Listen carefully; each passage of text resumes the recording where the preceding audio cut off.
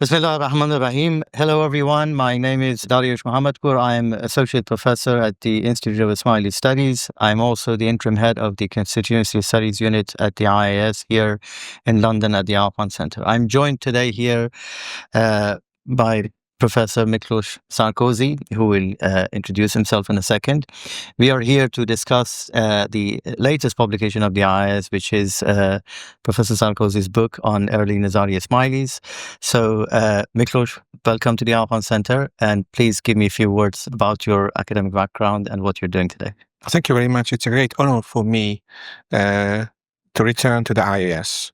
My name is Miklós Sárközy. I'm Hungarian. I was born in Hungary. I studied Iranian studies, history, Islamic studies, and Greek. And for 3 years, I joined the IIS as a research fellow 10 years ago. Recently, I'm Associate Professor of Middle Eastern Studies of the Károly Gáspár University of the Hungarian Reformed Church, and I'm also affiliated to a new research institution called Institute of Hungarian Research, which somehow specializes in Oriental studies and historical researches. And it was a great honor for me to conduct my researches here, focusing on Ismaili, early Nizari Ismaili history, more specifically on the Alamut period.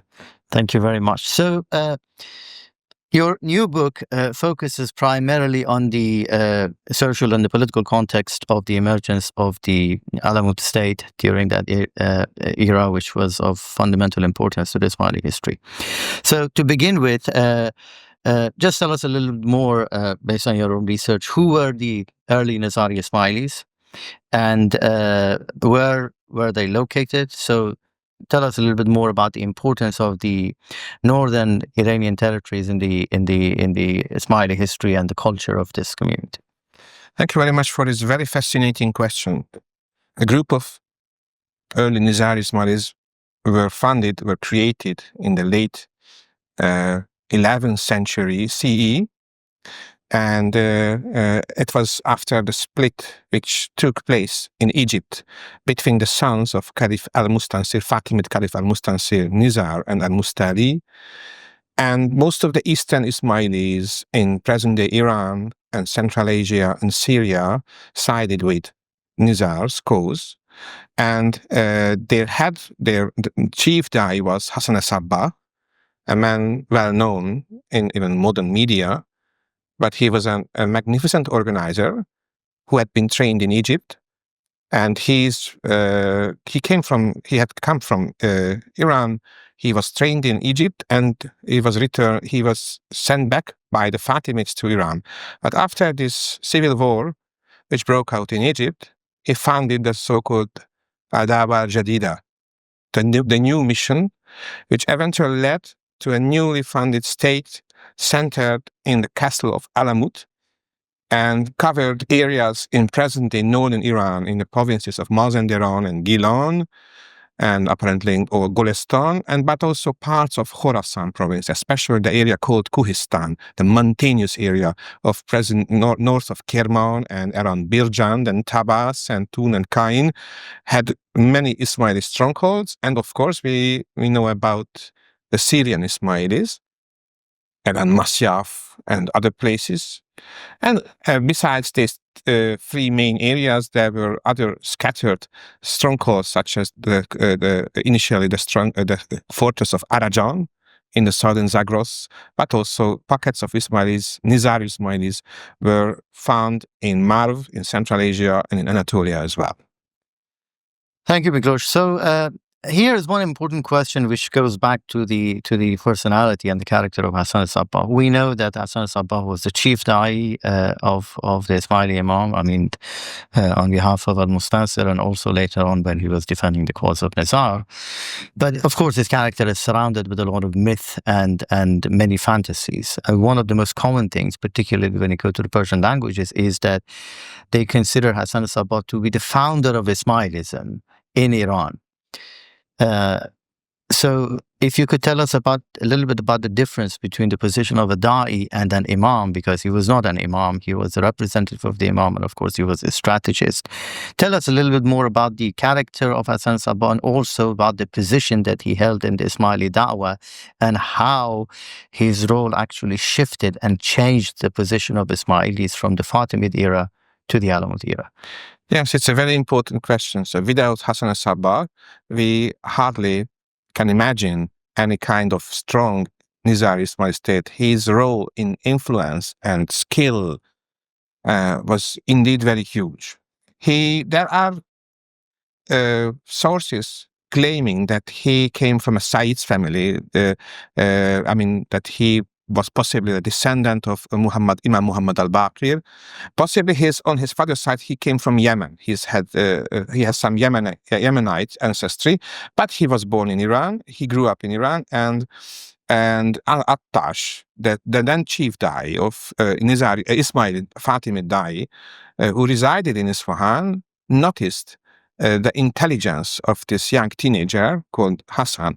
Possibly his family background was of Twelvershi, Mazhab, but he then converted to Fatimid Ismailism. And he was, as I told you, he was trained in Egypt, and he possibly met Shirazi in his last years. And there are unconfirmed reports that he was in close contact with the Imam's family as well. He was an excellent organizer. Definitely, he was not founder of Ismailism, but he was the founder of the Nizari Ismaili branch, which was created after the Civil War. And indeed, he was a skilled organizer. He never ever claimed that he's an imam, because he was unrelated to the Fatimid family, to the family of the imams. But he, as a chief da'i, spoke in the name of Nizar, and he funded the grants of the Nizari Ismaili theology, that Nizar and the successors, the descendants of the Nizar, are the legitimate imams of this group of the Shiite people. And he, besides this theological activity, he was a scholar. We know about his merits, his interest in astrology, in mathematics. So definitely his character is somehow unified scientific and political skills. And he was the man who carefully selected the places where the newly founded state had been built. Of course, he possibly had moved to Alamut before the split, before the civil war in Egypt. But the way he transformed the castle of Alamut, and the way he also selected other places such as Lamasa or such as Gertku and other fortresses, and the way he selected his own entourage and his military advisors shows his skill and ability, and he indeed was the true founder of a new state.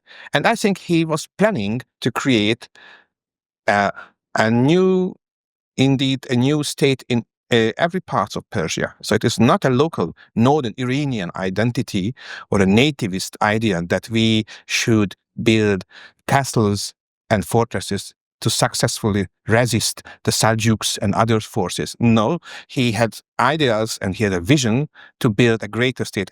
And he successfully exploited the civil war following the deaths of Malik Shah and Nizamul Mulk at the end of the 11th and early 12th century CE.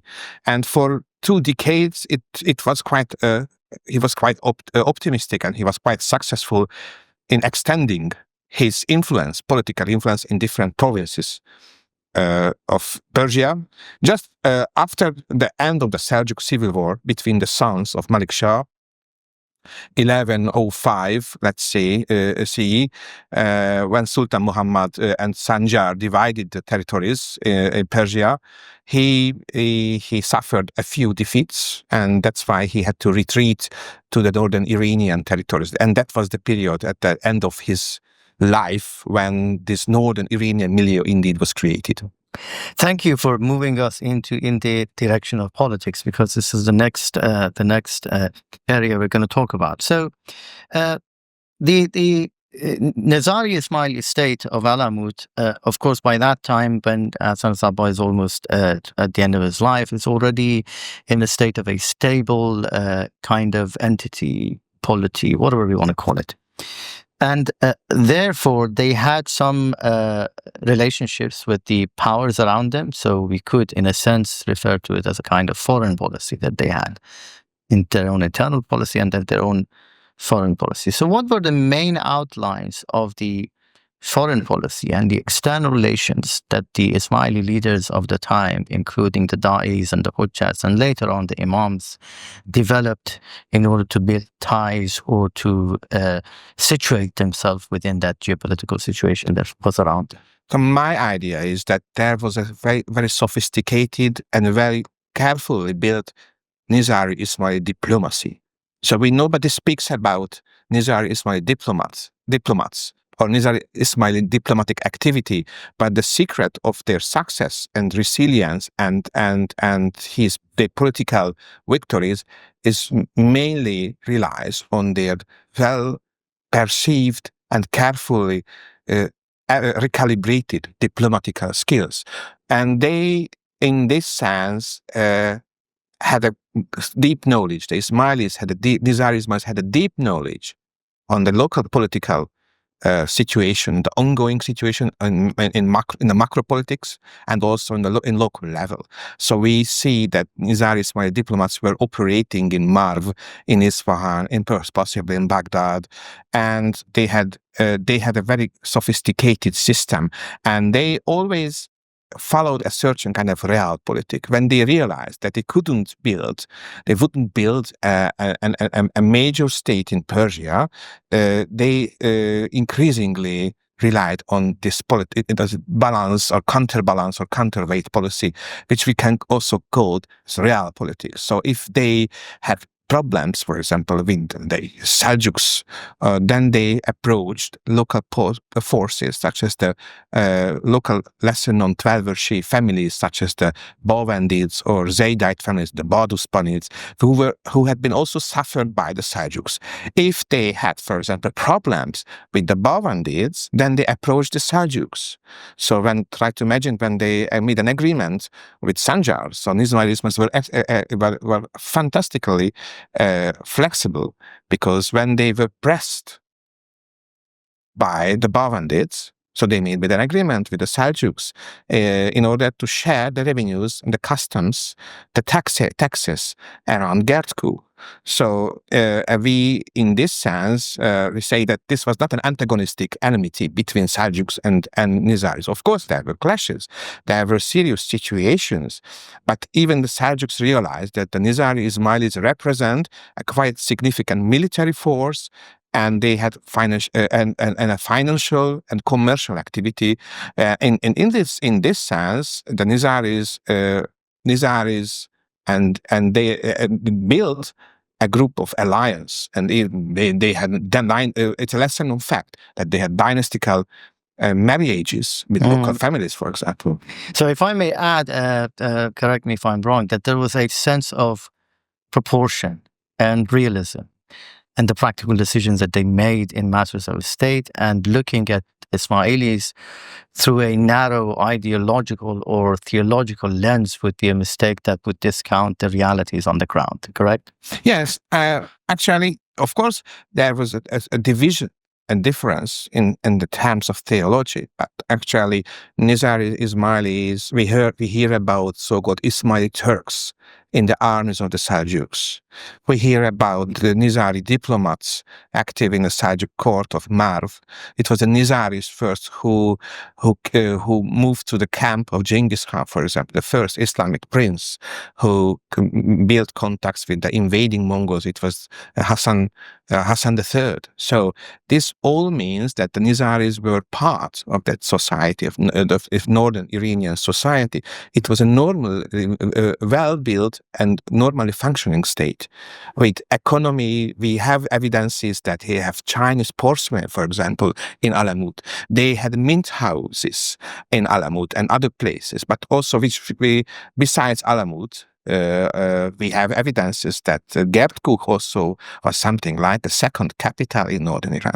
And we haven't spoken about Kohistan. So Kohistan was also an important territory in present-day southern Khorasan, where there were flourishing Nizari communities with a certain sort of autonomy under the rule of Alamut. Lovely.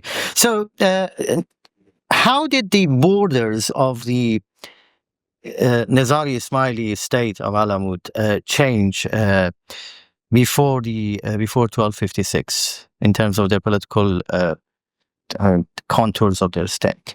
Yes, the core leadership, the leadership of the Nizari Ismaili state was founded in Dailamon, the present-day mountainous area of Gilan province of Iran. Predominantly, before the Nizaris, there had been large Zaydite, mainly Zaydite communities. You know, the Caspian provinces always were areas, something like, they're seen as a base for asylum for persecuted religious minorities. Since the late antiquity, we witnessed the presence of different groups who had been excluded or ostracized from the Sasanian or Islamic societies. Such as Shiite groups such as the Zaydites, the Twelver Shias, even Ismailis before the Nizari Ismailis, the Karmatis had been active there, but also Nestorian Christians, groups of the so-called Khurrami sect were present in this area, possibly other groups. And in this very fragmented and multicultural area began the story of the Nizaris. So they began in Dailaman. This is the place where Alamut and Lamasar are situated.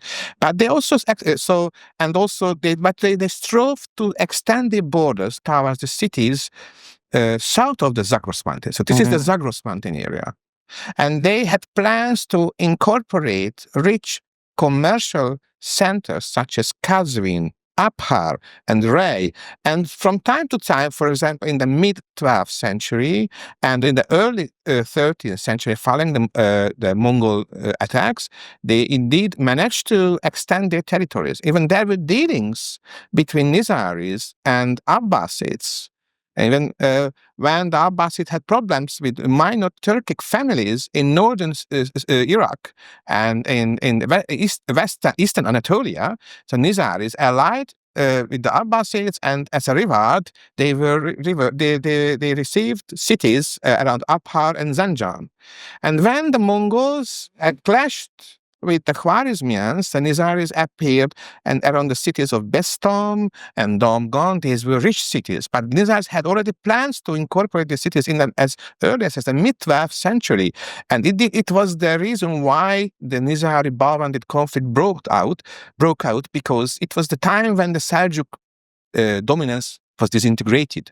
And on the ruins of the mighty Seljuk Empire, new political powers showed up, such as the Babandids, such as the Nizaris, and the main aim was who will be in the possession, who will control these rich cities of the Silk Roads. And the Nizaris were quite efficient. I wouldn't say that this was a unified state, but Nizaris rather focused on strategical points and commercial centers, and eventually by the early 13th century they were in the possession of Rai and Damgan and they had plans with Kazvin.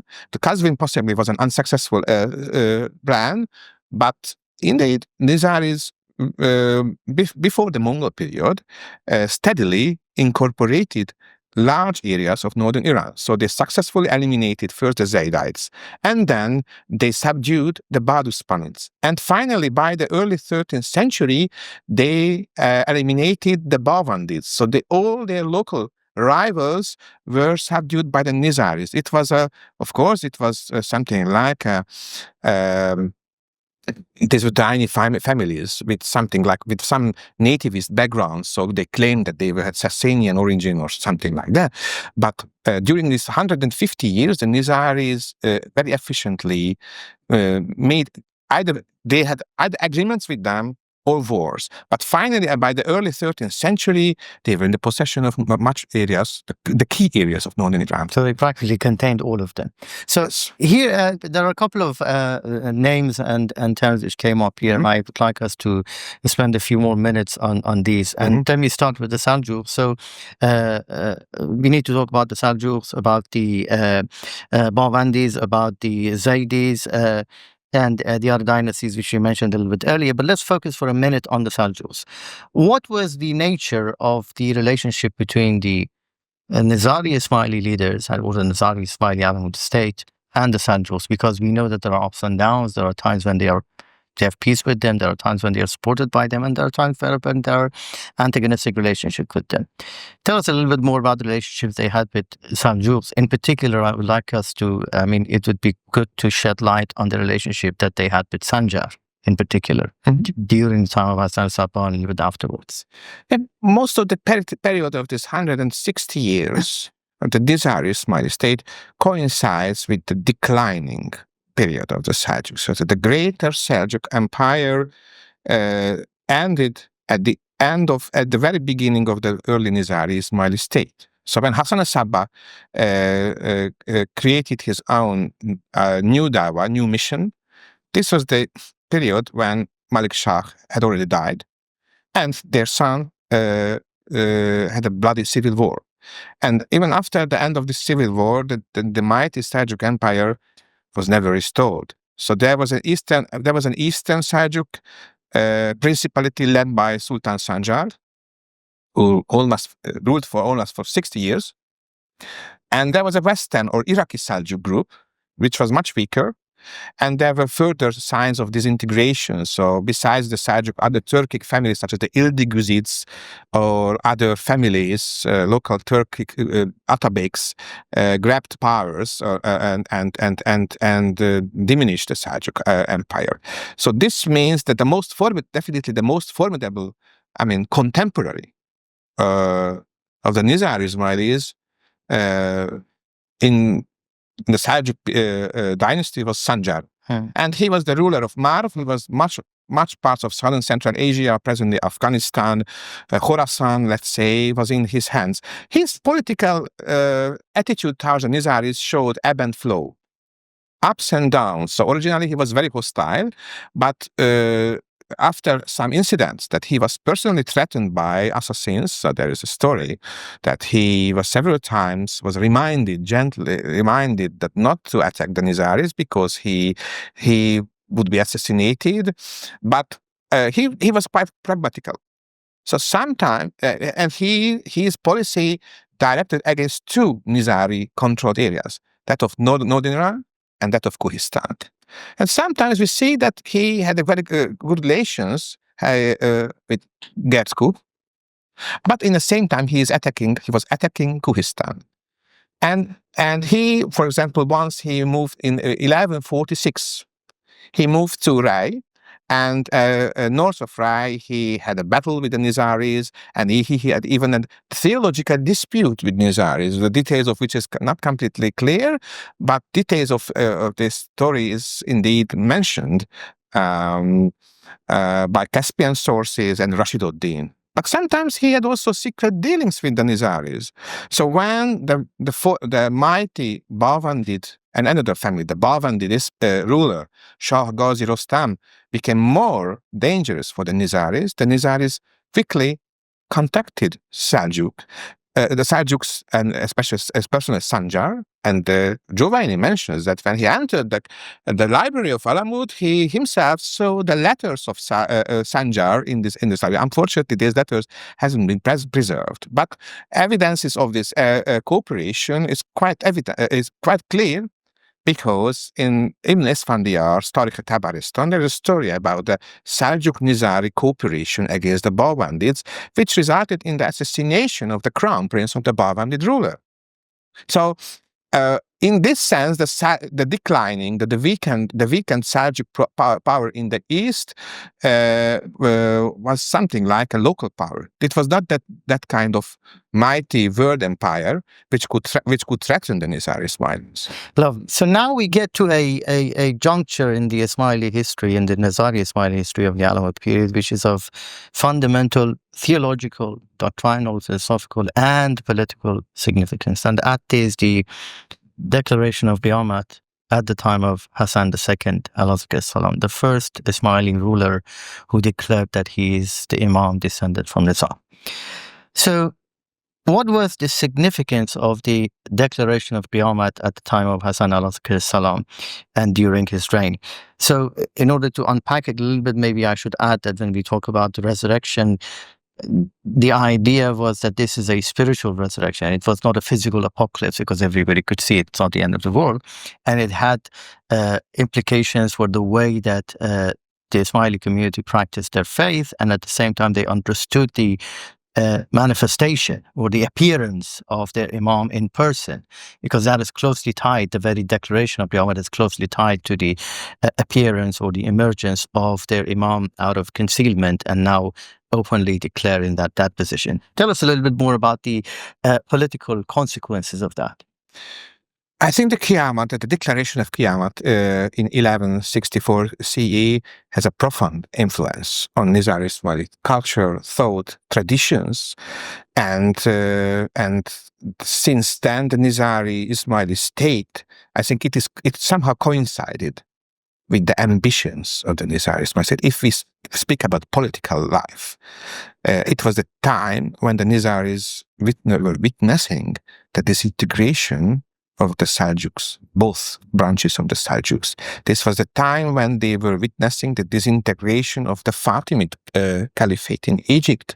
So there was no major political power. It was the time when the Bawandids were also in the backyards of Alamut, and they were besieging Alamut, the Alamut Valley. They were pillaging Alamut Valley several times. So we shouldn't forget this kind of circumstances. Also, we hear something, unconfirmed reports, scattered information that there was an inner dispute within the family of the Imams, but it was only briefly mentioned by Rashiduddin that a brother-in-law of Hassan alayhi salam, whose name was Hassan ibn Nawmawar, had intentions to become a new leader of the Ismailis, a new Da'i. And all of this, and of course there was possibly some frustration that the long-awaited Imam or the descendants of Nizar hasn't showed up, hasn't appeared among the Nizaris. All of these factors can be viewed together when we speak about the Qiyamah declaration, which has an enormous influence on the Nizaris, because after this time, after this declaration, it was the Imams of Alamut who ruled them, and this strengthened their identity. There was no abrogation of any kind of Sharia, I don't believe. But in terms of political life, this means that the Nizari Ismaili state, by the mid-12th century CE, became a major and strong and very influential political organization on its own right. And this, and the later Imams, Nur ad-Din Muhammad, Alauddin Muhammad, or Hassan III, were major players. So in my eyes, the Qiyamah declaration indeed was a new period for the Nizaris, who had great ambitions to build, to extend their influence and political power. Lovely. Now we have got one source which has recently been uncovered and published, and that is the collection of qasidas by Nizari Ismaili poets, so to speak. It's not just one person, and that is Divan of Awamiyat. It's been recently published in Iran by Miras Maktub, and of course it needs a lot more work because there is a lot of material and data which needs to be excavated from it, both historically and poetically, from a literary perspective. Tell us a little bit more about the importance of Divan of Awamiyat and how this could shed light on the historiography of the early Nizari Ismaili state. Definitely, it's a sore point in our research is that the number of historical chronicles and the number of works of historiography are very, very scarce and limited during the Ismaili period. It has been a subject of debates why we don't have inner Ismaili chronicles. But it looks like, however, that doctrinal works of poetry, can fill this gap. So besides the Divan Qur'an, let me mention the 12-sheet treatise called the Kitab al-Naqs, which also contains valuable material. Also some Sunni poetry of Manu Chakri and others contain some scattered information about Nizaris. So we shouldn't rely exclusively on historical sources when we speak about history, because it can extract. And so the Divan al-Qayyimiyat is indeed a relatively newly discovered collection of qasidas. There are still news about possible additional manuscripts, so I guess that it's not an unfinished. It's not a finished story. So we expect more researches on Divan al-Qayyimiyat. It looks like, however, this was produced at the end of the Nizari Ismaili period. Its author is Hassan Mahmud, and a well-known contemporary of Nasiruddin Tusi, and who was born in Kohistan. Then he moved to Alamut, and he composed possibly this collection of 157 qasidas. And of course, the main aim of these qasidas is to celebrate the declaration of the Qiyamah of 1164 CE. However, besides the celebration and glorifying this noble event in Nizari Ismaili history and theology, it actually, some of these qasidas reflect the political realities and political events of the time. That means the Mongol invasion, the Mongol attacks against Central Asia and Iran, and the way it affected the Nizaris. So we have the direct stories evidences that it seems to be that the Mongols were in direct contact with the Nizaris. This was also confirmed by Jowaini. This was also confirmed by Nasawi, another important author. And the Divan al-Qayyimiyat, some qasidas of the Divan al-Qayyimiyat, as for the early Mongol period, they do celebrate the coming of the Mongols, not because of the bloodshed they caused, but because of the fact that they liberated the Nizaris from the Khwarezmi yoke. The Khwarez Shah Empire and was a successor state of the Seljuks, and they were Sunnis. They conducted the same oppressive politics and hostile politics against the Nizari Ismailis. That's why the Nizaris were relieved when another major power behind the Khwarezmians appeared. So this kind of counterweight or realpolitik policy started once again functioning. These qasidas reveal the activity of the Nizari Ismaili diplomacy. So when Hassan III sent envoys to the camp of Genghis Khan in 1219 and the Oxus River, the Amu Darya River, this was the first major attempt to come to terms with the Mongols on behalf of an Islamic prince.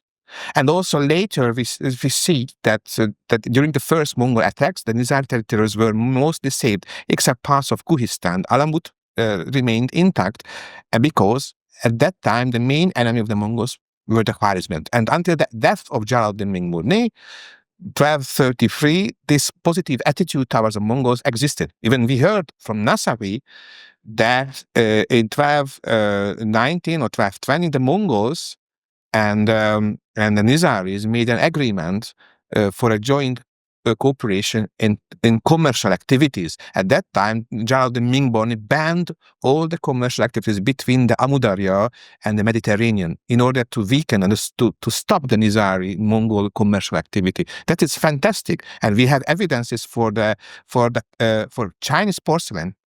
So Iranian archaeologists discovered Chinese porcelain from Alamut. So this is very important. However, after the death of Jalaluddin Mingmurni, some qasidas of the Divan al-Qayyimiyat reflect a changing attitude on behalf of the Mongols.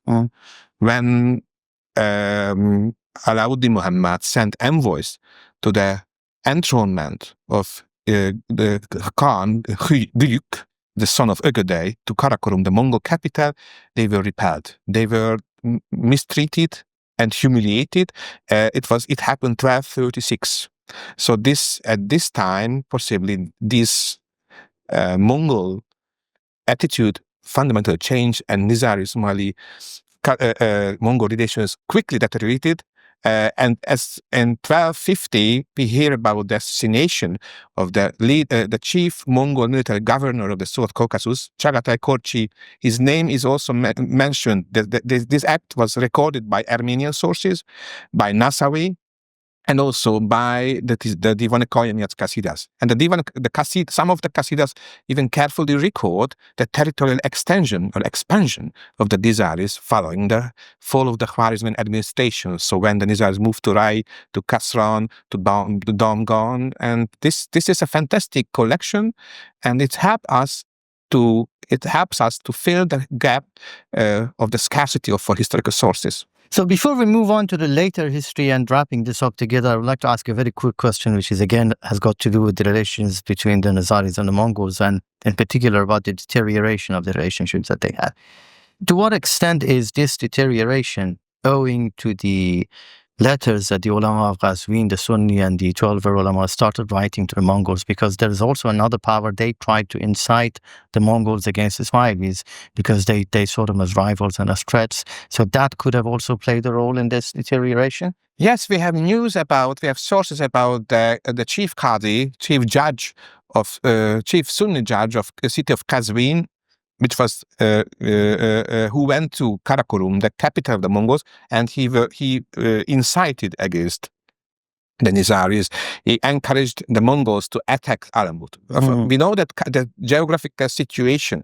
If we go now to Qazvin, it's only 110 kilometers from the castle of Alamut. So, and there have been constant tensions between the predominantly Sunni Qazvin and the predominantly Nizari Ismaili populated Dailaman, and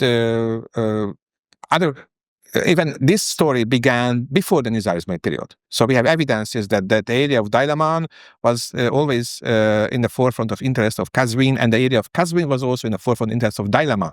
So in the 10th century, in the times of Buyids, we heard about attacks from Dailaman to Qazvin. So it was something like a very old story. And the Nizaris knew that Qazvin was a rich city, a commercial center, and of course, they were not especially friendly with the Nizaris. So this was a local conflict, a political and economic conflict, and it looks like that the local Qazvini elites contacted the Mongols and incited against the Nizaris. But in my eyes, it is the assassination of Chagatai Korchi as a more serious challenge against the Mongol dominance in northern Iran, which possibly it was a casus belli. But I cannot prove it. But the fact that 6 years before the military campaign against Alamut and northern Iran, led by the Mongols, the Nizaris succeeded in eliminating the leading military figure of the Mongol war machine in northern Iran.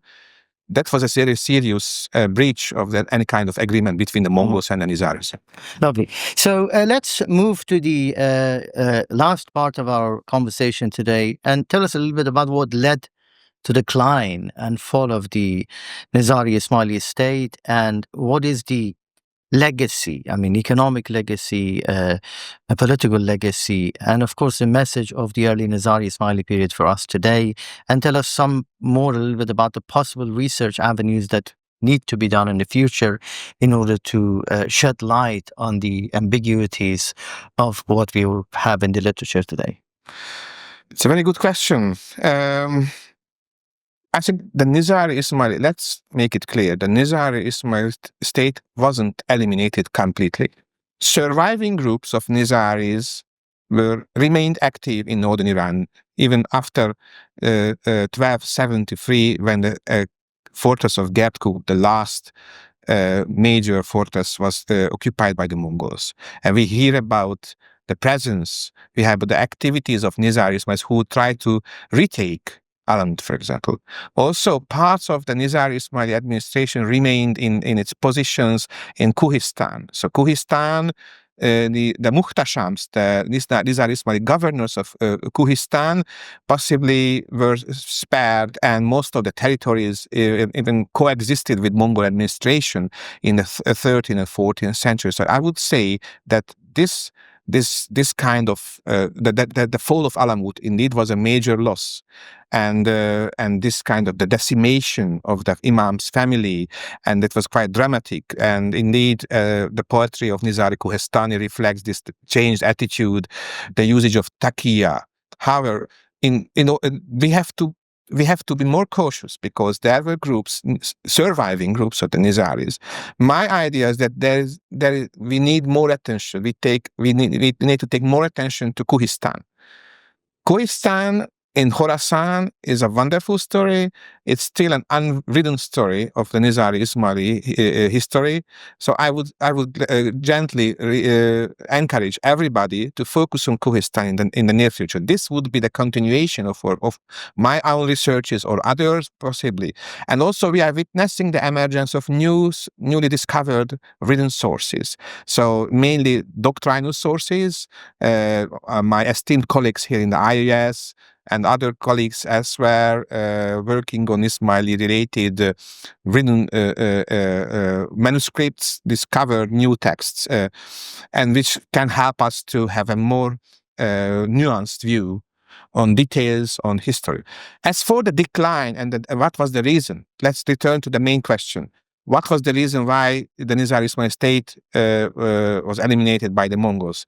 I think when you have to fight a state which extends from present-day Korea to present-day Hungary or to present-day Syria, and you are a tiny, small country controlling parts of northern Iran and Khorasan, that's pretty much difficult. The Nizaris carefully and very cleverly balanced between local powers, major powers during these 160 years, and even they had agreements, dealings, diplomatical steps with the Mongols as well.